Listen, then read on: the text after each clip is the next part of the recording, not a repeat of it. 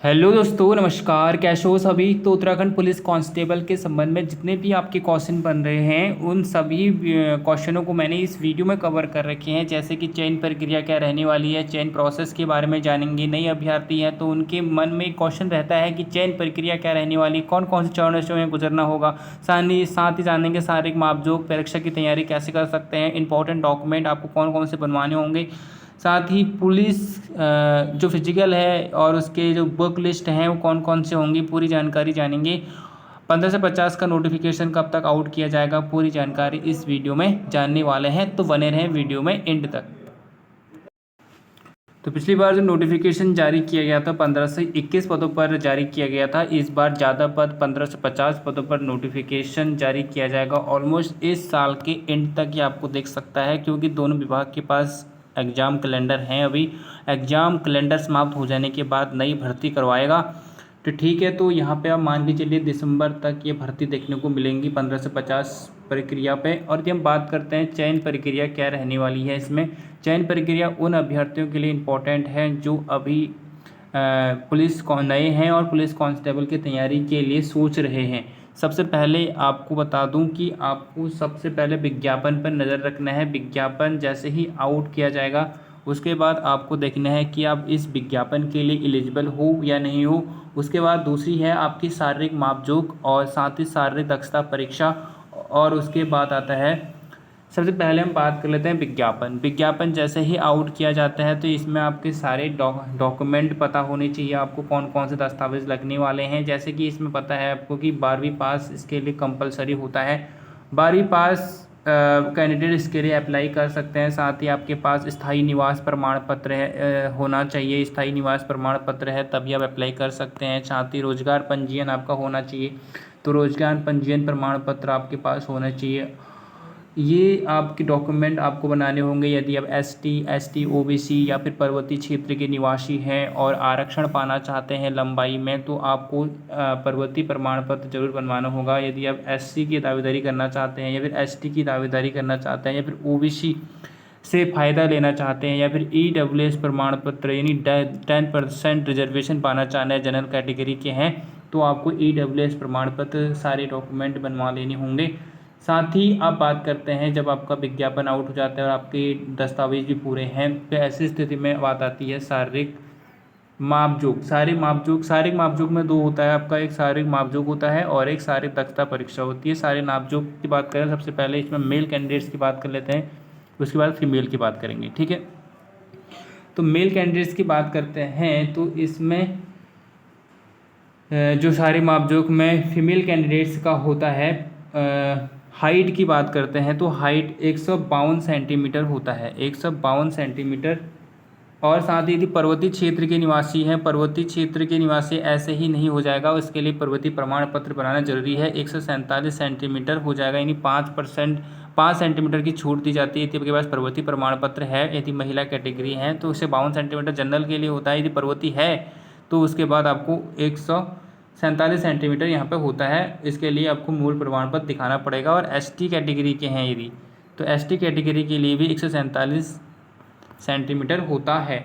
इसी प्रकार से अन्य जो रिजर्वेशन कैटेगरी है उन्हें इसी के अकॉर्डिंग हाइट मांगी जाती है। उसके बाद वेट मांगा जाता है। महिलाओं में 45 केजी होना चाहिए, 45 केजी आपका होना अति आवश्यक है। आपका जो वज़न है ये घट बढ़ सकता है, बट हाइट जो है ये एक स्थिर हो जाती है 18 या फिर 19-20 की अवधि में।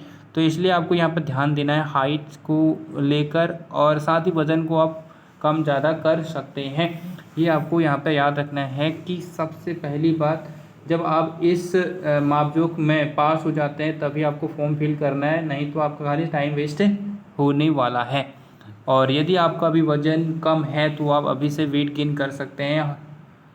और 18 से कम उम्र में के हैं तो आप हाइट के लिए कुछ एक्सरसाइज वगैरह कर सकते हैं। साथ ही हम बात करते हैं पुरुष कैंडिडेट्स की। बात करते हैं मेल कैंडिडेट्स की जो है, इसमें जो हाइट है, मैदानी क्षेत्र के निवासी हैं चाहे वो कोई भी हो, जनरल हो, एसटी हो, तो इसके लिए 165 सेंटीमीटर निर्धारित की गई है। और यदि पर्वतीय क्षेत्र क्या है या पर्वतीय प्रमाण पत्र है उसके पास तो 160 यानी 5 सेंटीमीटर की छूट दी जाएगी। और साथ ही यदि हम बात करते हैं यहाँ पे ST कैटेगरी की, तो यहाँ पे 157.5 सेंटीमीटर उसका क्या होना चाहिए, लंबाई होना चाहिए। साथ ही हम बात करते हैं दूसरा जो मेजरिंग की जाती है मेल में, वो की जाती है चेस्ट की।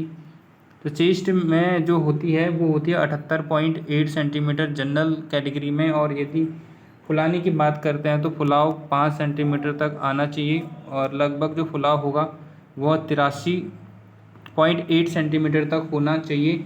साथ ही हम बात करते हैं यदि पर्वतीय क्षेत्र की दावेदारी यदि आप करते हैं तो 76.3 सेंटीमीटर। और इसी प्रकार से यदि हम इसकी एक्सपेंशन की बात करते हैं 5% की, तो 81.3 सेंटीमीटर आपका एक्सपेंशन यानी फुलाने पर होना अति आवश्यक है। अब बात करते हैं आयु सीमा। आयु सीमा की बात करें तो उत्तराखंड पुलिस कांस्टेबल की आयु सीमा बढ़ाने की मांग की गई है और हमेशा प्रयासरत हैं। फिलहाल इसका जो अभी जो एज का जो कंडीशन है वो 18 से 23 वर्ष के अभ्यर्थी जनरल कैंडिडेट्स के लिए हैं। और यदि आप SC ST OBC कैंडिडेट्स से संबंधित हैं तो आपको 5 वर्ष की यहाँ पर छूट दी जाती है। लगभग मान के चलिए 28 वर्ष तक के कैंडिडेट्स के लिए अप्लाई कर सकते हैं रिजर्व कैटेगरी के लिए। अनरिजर्व कैटेगरी के लिए 18 से 23 वर्ष यहाँ पर निर्धारित है। एज की गणना नोटिफिकेशन आउट होने के बाद ही पता चलेगी, और इस गणना की जाती है नॉर्मली जुलाई से की जाती है, 1 जुलाई से।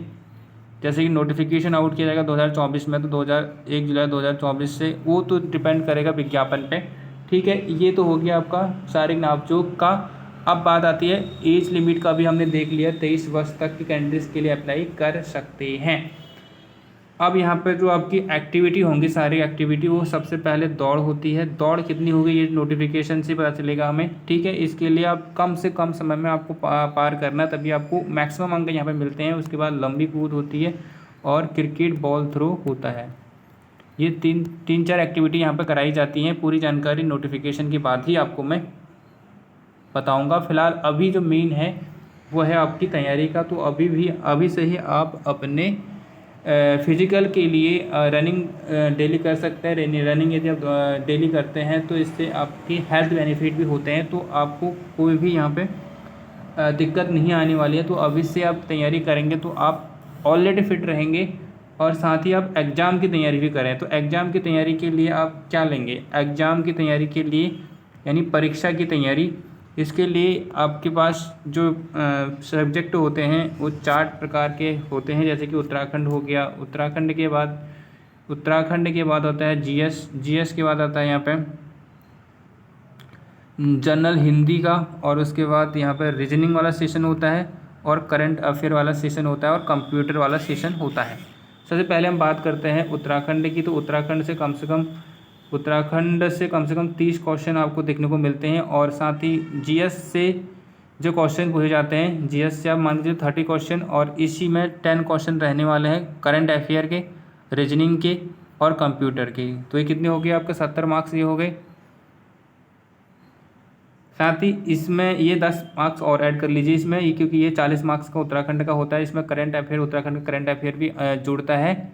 साथ ही इसमें जनरल हिंदी का वाला जो सेशन होता है, जनरल हिंदी का सेशन होता है, 20 मार्क्स का होता है, यानी ये उत्तराखंड 40 मार्क्स का हो जाता है, और GS 30 मार्क्स का हो जाता है।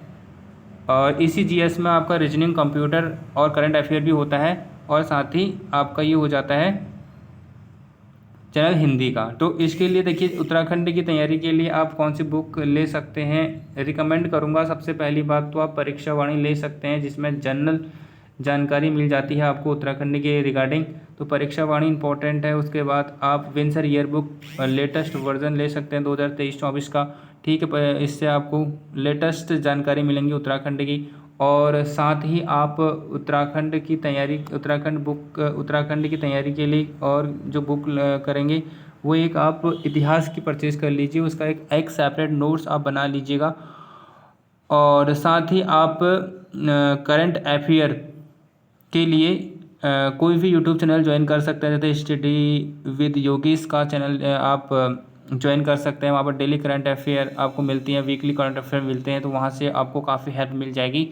और साथ ही आप ये जानिए कि आप जीएस की तैयारी के लिए कौन कौन सी बुक परचेज कर सकते हैं। तो इसके लिए सबसे पहले तो लूसेंट का हो गया, लूसेंट, उसके बाद एक लूसेंट ऑब्जेक्टिव आप लगा लीजिए। लूसेंट और लूसेंट ऑब्जेक्टिव दोनों बुक परचेज कर लीजिएगा, ये आपके लिए बेस्ट रहेंगी। उसके साथ ही यदि आप हाई लेवल की तैयारी करना चाहते हैं तो आप यहाँ पे एक और बुक परचेज कर सकते हैं कंप्यूटर की रिगार्डिंग आप कोई भी जनरल बुक परचेज कर सकते हैं।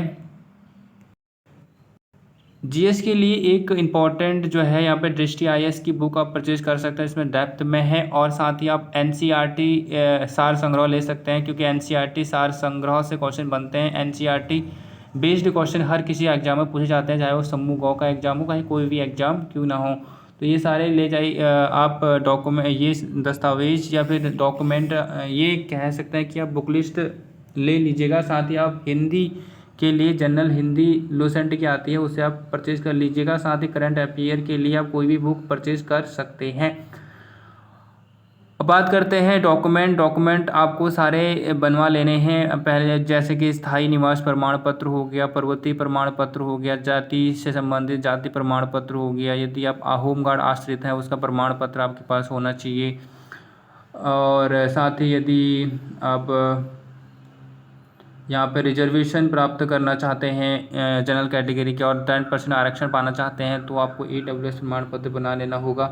ये सारे डॉक्यूमेंट अभी से आप तैयार कर लें। और जो अंतिम चरण होता है इसका, यदि आप मेडिकल डॉक्यूमेंट अभिलेख सत्यापन का मतलब ही होता है कि जो आपने आवेदन फॉर्म में डॉक्यूमेंट संलग्न करे हैं या फिर ऑनलाइन दावे किए हैं, क्या आपके पास रियल में है या नहीं। आप उसके बाद जब एग्ज़ाम निकल जाता है तो उसके बाद अभिलेख सत्यापन होता है। अभिलेख सत्यापन के बाद आपका मेडिकल होता है। मेडिकल एक अंतिम चरण होता है, उसके बाद फाइनल लिस्ट जारी की जाती है उत्तराखंड पुलिस कांस्टेबल की। तो इस तरह से प्रोसेस रहता है। फुल डिटेल आपको मैं अन्य एक सेपरेट वीडियो में बताऊंगा, जिसमें कि आपकी जो ट्रेनिंग वगैरह कैसे होती है वो पूरी जानकारी उसमें हम जानेंगे। आज की वीडियो में इतना ही, मिलते हैं अगली वीडियो में।